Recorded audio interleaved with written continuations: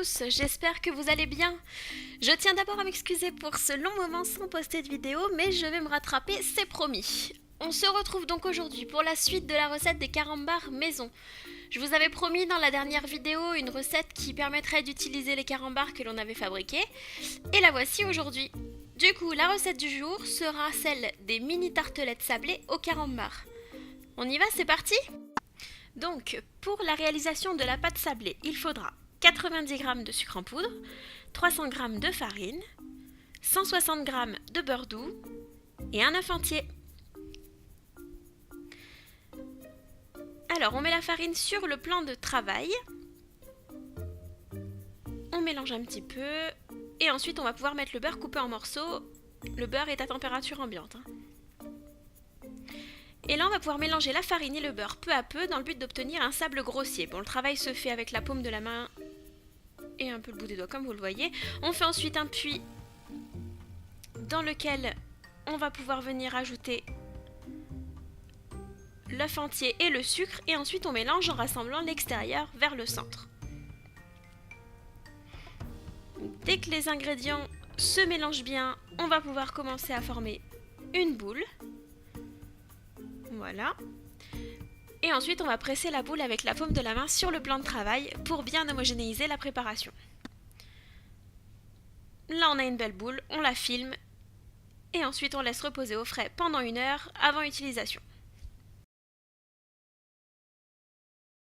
Voilà, donc pendant que la pâte repose, on va pouvoir procéder à la fabrication de la garniture. Donc pour ça, il va nous falloir 350 g de carambar, industriel ou maison, 25 centilitres de crème liquide, 3 beaux œufs et enfin une bonne cuillère à soupe de farine.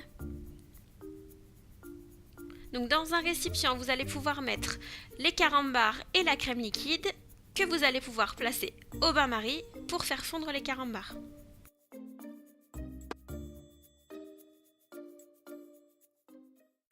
Donc le temps que les carambars fondent un petit peu, on va pouvoir procéder à l'étalage de la pâte. Donc, on prend la boule, on l'étale avec un rouleau à pâtisserie. L'idéal, c'est d'avoir une épaisseur d'environ 0,5 cm. Donc, moi, ce que j'ai fait, c'est que j'ai pris mes moules à tartelettes pour avoir la bonne dimension, hein, comme vous le voyez, je les ai mis à l'envers. Voilà. Et en parallèle, je vous montre que les surplus de pâte ne sont pas partis à la poubelle et que j'en ai profité pour faire des petits biscuits sablés.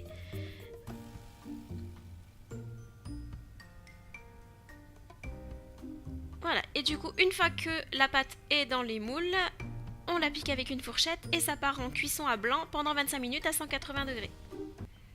Donc pendant la cuisson des fonds de tarte, on va pouvoir reprendre la garniture. Donc une fois que les carambars ont complètement fondu, on va pouvoir enlever le bol du feu. Et là, on va pouvoir ajouter donc progressivement nos 3 œufs. Donc on les ajoute un à un, on ajoute les œufs entiers. Voilà.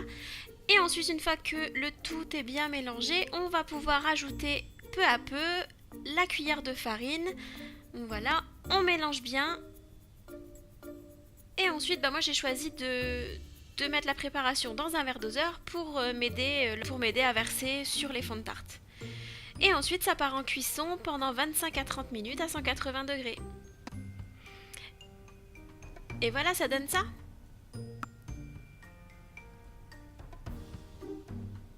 Et voilà, il n'y a plus qu'à déguster. Bon voilà, cette recette est terminée, j'espère qu'elle vous aura plu. Si c'est le cas, n'hésitez pas à mettre un petit pouce bleu, à vous abonner à la chaîne YouTube, à la page Facebook et à me suivre sur Twitter. Si jamais vous reproduisez cette recette, je serai contente que vous me fassiez part de vos commentaires sur les réseaux sociaux. Et surtout, n'hésitez pas à me partager la photo de vos réalisations si vous mettez en pratique mes recettes, je serai ravie de les voir.